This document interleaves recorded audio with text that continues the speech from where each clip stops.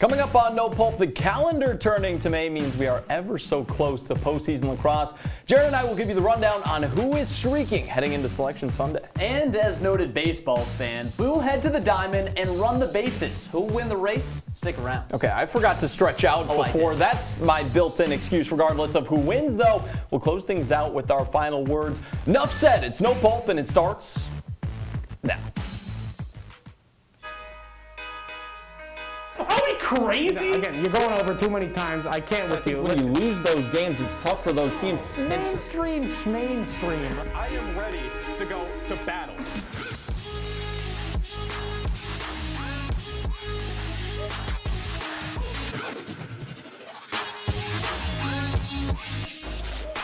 Welcome on into the final episode of No Pulp for the semester. Noah Cierzan here alongside Jaron May. Now, I'm jacked for this show because I don't know about you, Jaron, but this weekend I was shackled down to the couch watching the lacrosse picture start to take shape as we are less than a month away from champions popping champagne. It's so exciting. There's no shot he was shackled to the couch. I don't believe that. I was objectively shackled this weekend.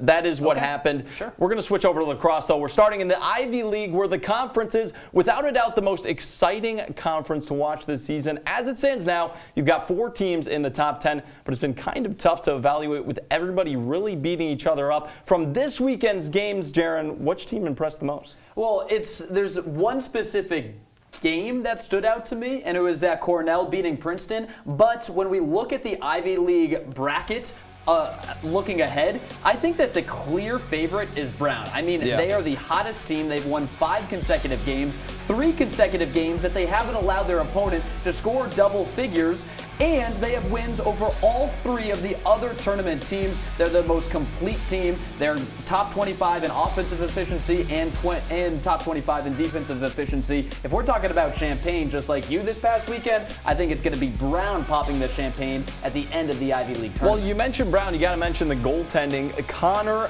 Terrialt, an absolute dog this year, averaging 15.8 saves per game over that last 5-game stretch, including 24 against Cornell. I love Brown as well, but you talked about Cornell, and they're a team that was in much desperate need of a big win after only scoring 8 goals against the Brown team we both love so much. They put up an 18 spot on a ranked top 10 Princeton squad. So I still think it's wide open in the Ivy League, and I think it's really anybody's shot at this point between that top 4. I'm still going Brown, though. Wouldn't be shocked with any of them winning. And the crazy part of it is that Cornell beating Princeton this past weekend knocks Princeton out of the tournament because they only have 4 teams, as you can see the bracket right there. And then that puts Cornell and bolsters them in when they were coming off back-to-back losses. You thought that this Cornell team was done. I thought so too. They barely sneak in, and now they have to go up against a really good Yale team, which I think Yale,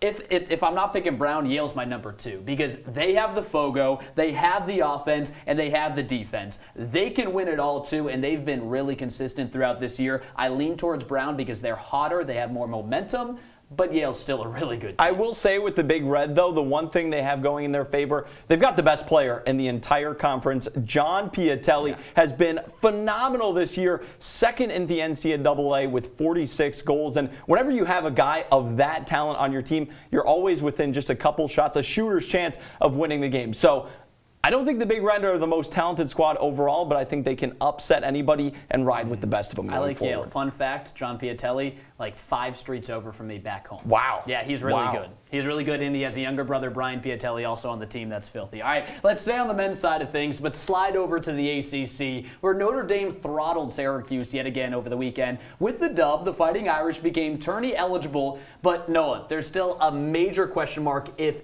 the Fighting Irish will actually get into the tournament. It's a big question mark, Jaron, and I think it really comes down to their matchup this weekend against Duke. Now, before we talk about that game, let's take a step back. One of the big aspects of the selection process for the committee of those 8 at-large teams, which Notre Dame will be one of them if they have a shot at it at all, it's the RPI. And if you look at the lacrosse RPI, they've got that road win at Duke. I hate the RPI. 8th in the RPI. I hate RPI too, but they still look at it. Their other best wins are Syracuse on the road, 30th in RPI, and then Marquette on the road, 51st RPI. flat out, they need another signature win. I love Pat Cavanaugh. I think he is a top 3 offensive weapon in the entire country, so I think they might be able to make some noise if they make it in. The question is, do they make it in? I think they need to beat Duke at home to finish off the regular season. They have to, and I do think that they will, because they already beat Duke once this year. That was at Durham, or in Durham rather. Now they get to play them on their home turf. And you figured out your Fogo problem, because at the beginning of the year, Notre Dame was just not winning faceoffs. Now they're about 50%, and that's all you need, because their defense is so good that defense can anchor a team that doesn't win plus 50% faceoffs. So I think that their offense and defense both really good. Obviously, the Cavanaugh brothers are the headliners, but I think the key for this Notre Dame team is their defense. I mean, they are so good, 6th in defensive efficiency. When you play against them, they shackle you down, just like you this past weekend. I will say the one thing real quick I'm worried about with the Fighting Irish, 53rd in the NCAA in face-off percentage. Yep. Don't really have the Fogo. So when you go up against those top Virginias, Yales, like you talked about, it's going to make it really, really tough, even if they can make it into the tournament. That defense is what they can rely on if they don't win the face-off. Defense will be legit. Get past Duke. They'll have the answer on Sunday, May 8th. That's Selection Sunday. On the women's side, though, the party's kind of already started. You had the ACC tournament that started last weekend. A total of 7 games over the weekend gives us a date between UNC and Boston College this upcoming Saturday. But before we get into that matchup, Jaron, what was your biggest takeaway from the weekend that was kind of filled with some sneaky upsets? UNC looks beatable. UNC looks beatable. Let's read this out. They only beat Notre Dame by 1. They were down 5-0 to start the game. They almost gave it back up in the 4th quarter. In UNC, they've done this throughout the entire year. They barely sneaked past Notre Dame in the ACC tournament, as just discussed. They barely got past Syracuse. They barely got past Boston College. Now, obviously, all of these teams are really solid and really good, but you're squeaking out these 1-goal games. It only takes 1 game in the month of May for your season to be completely done. So I think UNC is beatable. I think Boston College beats them in the ACC championship. I think UNC definitely showed flaws in their game. They are the one team, though, that they have the attack, defense, and then, of course, the goaltending. I'm more worried about both Boston College and Syracuse that have severe issues at the goaltending position. Both Kimber Hauer and Rachel Hall, respectively, 89th and 93rd in the entire NCAA in save percentage. And I think that will prevent what are both loaded rosters from potentially advancing, because Boston College can play as great as they want, but when they play the top teams, I'm talking about UNC, I'm talking about Maryland, I'm talking about Northwestern come tournament time, what happens when they've got formidable offenses? And Rachel Hall couldn't stop anything. Rachel Hall also carried Boston College to the national championship last year. People forget that, because obviously Charlotte North is the name to know when you talk about the Eagles, but Rachel Hall stood on her absolute head. She was the best player in that tournament. I don't care if you want to say Charlotte North deserves MVP. She is obviously a fantastic talent. Rachel Hall carried that Boston College team. So yes, she might be having a down season. She steps up when the when the lights are brightest. I think that she can do that and that she will do that. I have them in the national championship yet again this year. Syracuse, the Kimber Hauer thing is absolutely a real threat. I mean, they got to figure that out. I'm going to have to disagree with you. Rachel Hall hasn't defended the nut all season long. She's in my personal doghouse at least. That's all the time we've got, though, in this block. We're just getting started, though, so we're going to take a quick break. But when we come back, our resident middle part expert, Spencer Pierce, comes on the juicer to face off against Jaron. Don't go anywhere. We'll be back in 90. I'm going to make him sob.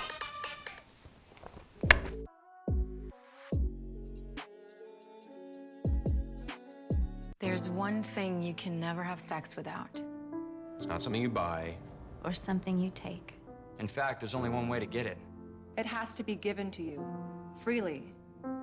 It's consent. Because sex without it isn't sex.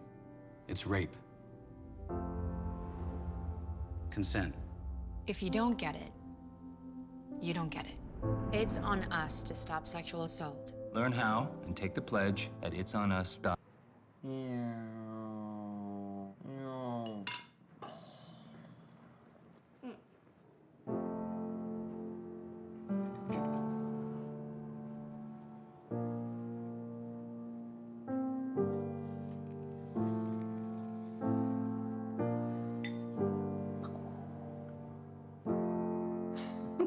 Visit aarp.org/caregiving for information on how to provide even better care for the person who wants to care of you.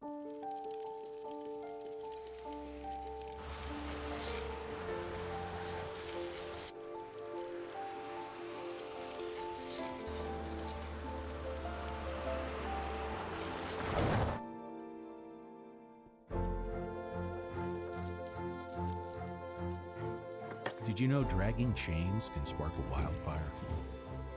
Only you can prevent wildfires.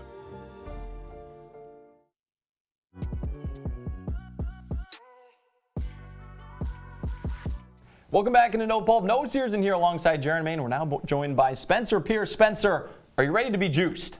Depends what the context is. You're going to get juiced. You're going to get juiced. Don't worry about it. You're going to get juiced. It's going to happen because we're on the juicer. If you haven't seen it before, by the way, or Spencer, if you need a little brush up, I'm going to give out a topic, and both you and Jaron will have 30 seconds to explain why your pick is correct. I give out the points after much deliberation.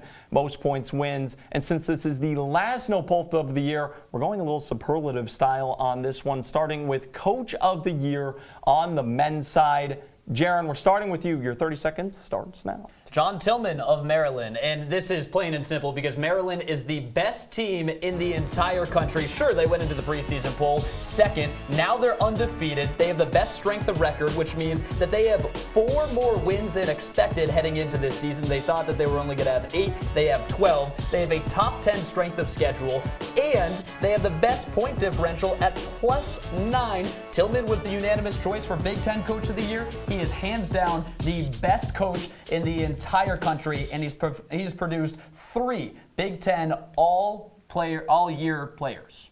How about that? All right. Yep. Cool. Spencer? Jaron May, you are an absolute square. They used to call you Square in May. I don't know if you ever heard that. No shot they did. That's what I'm saying. Ryan Pauly of Boston University will be the Coach of the Year. Let me tell you why. The Patriot League, not something to be messed around with. You know, you ever mess with the Patriot League? You ever thrown hands with them? Probably not. 6-5 team last year got them to 10-4. This is a team that did not get one single preseason vote for the top 25. They're sitting pretty right now. Patriot League Coach of the Year also has the goalkeeper and defensive player of the year in that league. Like I said, not a league you want to mess around with. Square in May. He's done a phenomenal job, I will say, but Boston University's not making any noise come tournament time. There's something to be said about being completely dominant all season long. So Jaron gets the point for that one. 1-0, Jaron leads. We're now going to transition over to the women's side now. Spencer, you get another crack at this. Coach of the Year for the women's side. All right, I'm going to take a Square in May page out of your book. Yep. We're going Kathy Reese. I mean, this is the obvious answer. If this isn't your answer, you are, in fact, a square. Kathy Reese, her team fell off a cliff last year. 10-7 last year.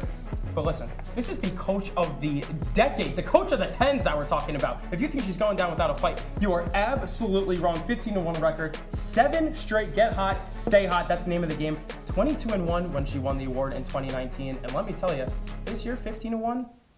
A little similar.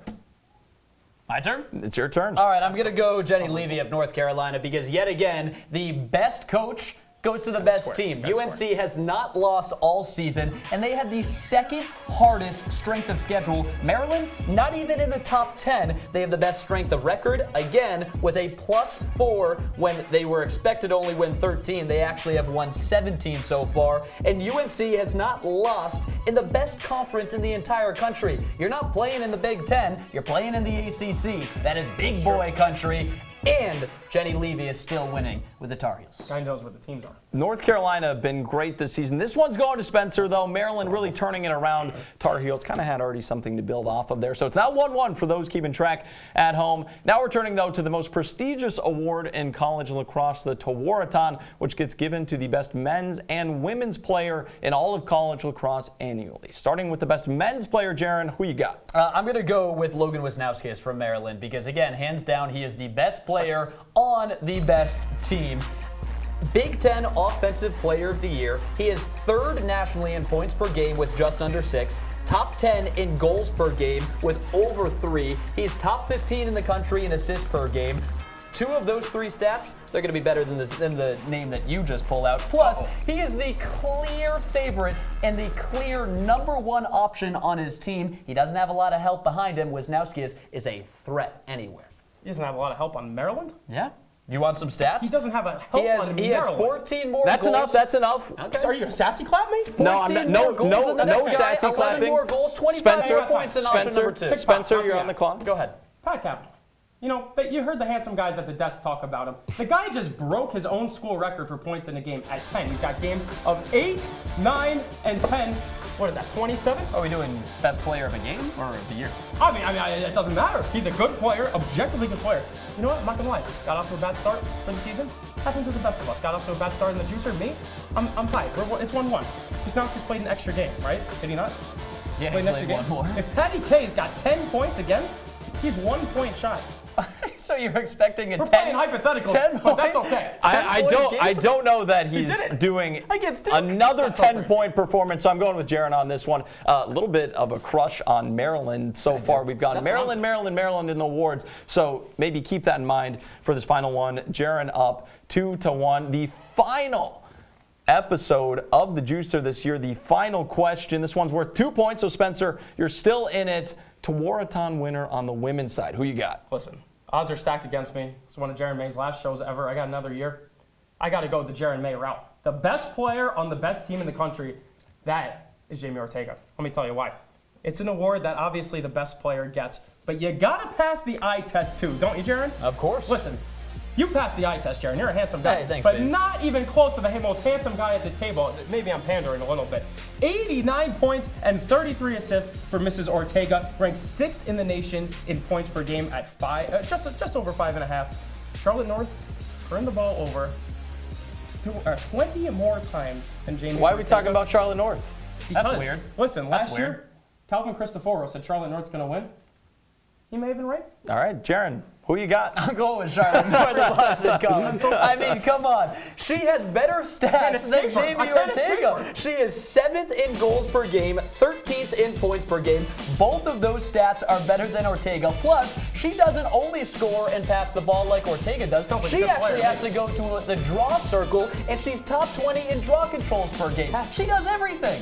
Stop it. Oh, my God. Jaron, you entered that final question with a girthy lead, up 2-1, and you're going to keep it. Charlotte North, the Michael Jordan, dare I say, of women's lacrosse. Been doing it for so many years now, and she's going to go out top. Like the sportsmanship, though. Okay, Sportsmanship. Okay. Got another year. We're going to run off from the juicer real quick, but after a break, we'll spring straight to the diamond for some plays you don't want to miss. All of that and so much more. No Pulp marches on to 90.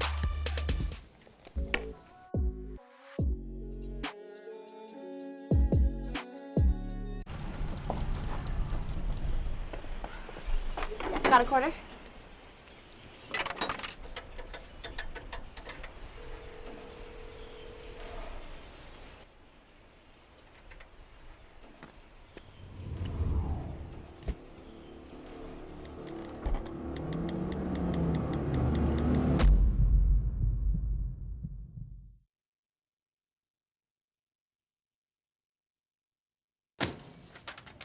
Hey, Hard, what's this? That's my resignation letter. You're resigning. Why? Because you're constantly ignoring me. You're half as active as you used to be, and you eat stuff like this. You've been putting me under a lot of pressure lately. That's why I'm ready to quit. I forgot. I'll do better. Please, don't quit on me. Okay, but remember, it's not what you say, it's what you do. Listen to your heart. Don't let it quit on you. Let's go for a walk. Uncontrolled high blood pressure could lead to a stroke, heart attack, or death. Get yours to a healthy range before... Leaving hot coals improperly extinguished can cause a wildfire. Hey guys, it's Smokey! It looks as if Smokey is going to use the drown, stir, drown, and feel technique. After the first drown, a good start. Next, another drink. And finally, a close feel. Is it cool? Okay. Yeah. Hey, Smokey, catch! Oh, my bad, Smokey. Only you can prevent wildfires.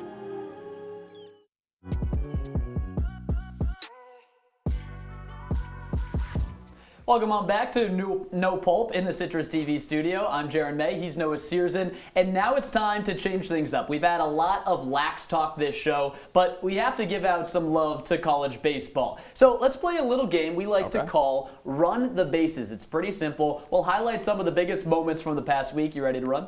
I would stretch, but I think this suit might rip. You got your running shoes on? I'm as ready as I'll ever be. Okay, we'll do that. All right, we start in College Park, where Ryan Ramsey made history over the weekend. In his first ever Friday night start, the Maryland lefty threw a perfect game. It was just the 19th perfect 9-inning game in NCAA history, and only the second one in UMD history. Ramsey struck out 10 in the perfection as well. What a great story for Ryan Rams. Phenomenal. It literally doesn't get much better than that. A perfect game is arguably the rarest thing that you'll see in baseball. Like Jaron said, 19 full 9-inning game perfect games, but I think I might have something that might be even a bit more unique than that. Let's take it to Abilene Christian versus Texas Tech over the weekend. You see a deep drive here from Grayson Tatro to right center, bounces off the wall or somebody's glove. Don't really know what happens, but they have to run and get it and try to get him out at home plate. But it doesn't end up happening, and this was huge because not only did it put Abilene Christian up 7-2 in this game, but gave them their first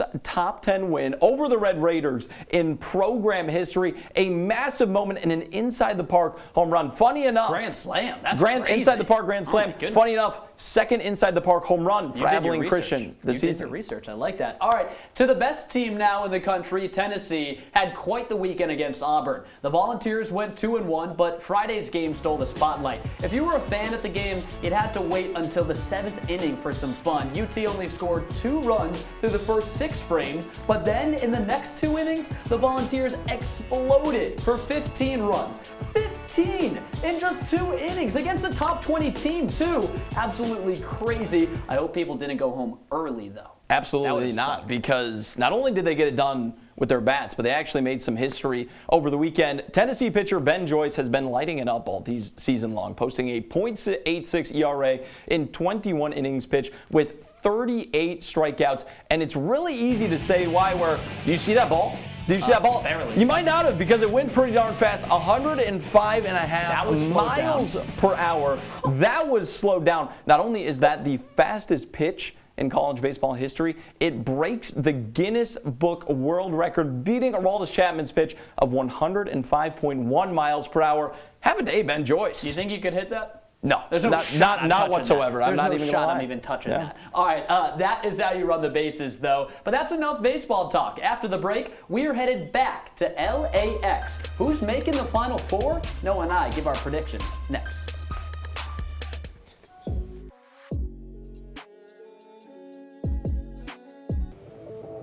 What are you, superheroes? Just 4 brothers who hate bullies and love this city.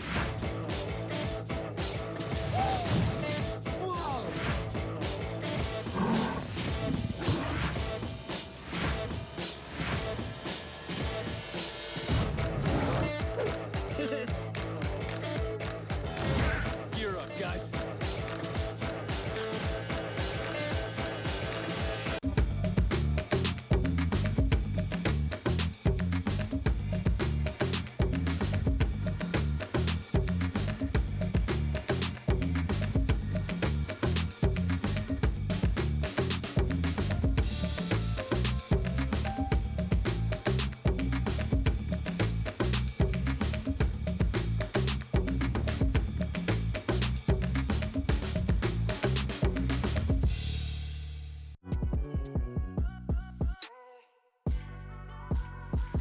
Welcome back into the Citrus TV studio as we wind down here on this edition of No Pulp. He's Jaron May, I'm Noah Cierzan, and normally this is the part of the show where we'd go over the big game for the weekend, but we decided to switch it up and give our predictions for how that lacrosse landscape will unfold. Starting on the men's side, Jaron, give me your Final Four as of right now, and your national champion. All right, my Final Four. I have on the men's side, again, Maryland, Rutgers, Virginia, and Georgetown. Let's start with the first one. Maryland, unstoppable freight train, and it's all because of Logan Wisnowskis. We can go over the stats. They're one of the best teams, not only this year, but ever in men's lacrosse. Then I have Rutgers because their offense and defense can play against anyone. Virginia has the pedigree and experience. Its offense is unreal, and they have the best Fogo, arguably, in the game right now in Petey LaSala. And then Georgetown, I mean, they have the best defense in the entire country. They are so good defensively. So many great teams. So that's my 4. And then my championship, I have Maryland versus Georgetown. And I think Maryland is just destined. I mean, they have been to 15 national championships. They've only won 3 of them. They have a bad taste in their mouths from last year losing against Virginia. Now they go up against Georgetown. Georgetown has a good offense, and obviously they're built on their defense. But once you get past that defense, you can beat Georgetown. All right, I've got a very similar Final Four. I got Maryland. Not going to waste my air talking about how great they are because Logan Wisnowskis and the rest of the squad, phenomenal. phenomenal. Georgetown as well, Virginia, and then Yale. I have them over Rutgers. We kind of talked about in the Ivy League segment how they are the best, most polished team out of the Ivy League, probably, them or Brown. I think they eke it out against Brown. In my national championship, it's going to be Maryland. It's going to be Virginia again. Rematch. So I'm going the Hoos over Georgetown. It's going to be a rematch, and Maryland's going to win it. It just has to happen. This team has been too dominant all season long. You pulled out my favorite stat for this team in the juicer, the fact that they win by 9 goals per game. It's unheard of. They are dominant. I think they run the slate and finish the season undefeated. And it's not like they've been playing, weak opponents. No, not at all. All right, so that's the men's side of things. Let's go women's side. Who do you have in your Final Four for the women? All right, so as it stands right now, we talked about UNC, how great they are. I've got them in it. I have Syracuse getting in there. I think that in postseason play, they have so much veteran experience, they'll be able to do it. Maryland, they have been phenomenal this year. And then I also have a little bit of a sleeper, maybe Loyola, Maryland, over the likes of a Northwestern, a Boston College. That's how it shapes out. I have North Carolina, Maryland as my national championship. 2 heavy hitters. And my national champion, folks.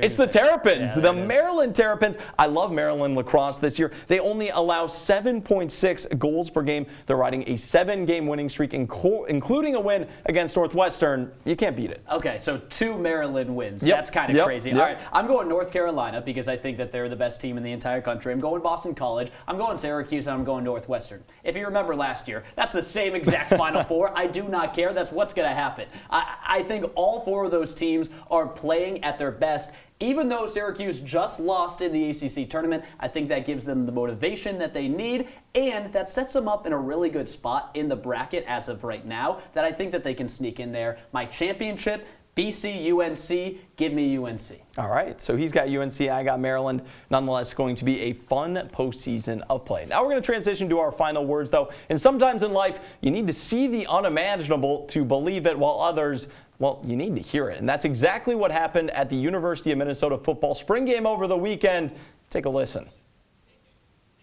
I didn't get my license until I was 17.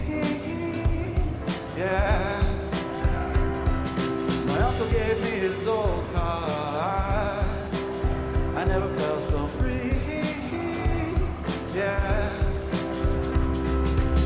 So that was 6-year tight end Sam Pickering singing his original song, Mercury Mountaineer. I know it's already on my playlist, and what an amazing opportunity that was. Not many spring games look like this, and it speaks to the culture PJ Fleck has built in Minneapolis. If you haven't already, it's time to pick up your oar, row the boat, and also listen to some Sam Pickering while you're at it. All right, there you go. That's fantastic. Now, if I gave you one guess on what sport my final words would have to do, you'd be correct. I mean, I'm going to take my final seconds on No Pulp to grow the sport of women's lacrosse. Last week, it was announced that that WILAC's National Championship will air on ESPN for the first time ever. To that, I say finally. Report after report after report has shown the unfair disparities in college lacrosse. And to prove it, the NCAA spent more than double per athlete for men compared to women in the postseason last year. But women's lacrosse and its athletes deserve equality. That's why this is the best move ESPN could make. They deserve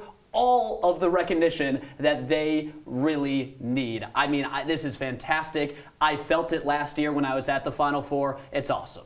Amazing to see, Jaron. This is our final show on No Pulp, so thank you so much if you're along the ride the entire way. Jaron May, Cierzan, one final time saying so long.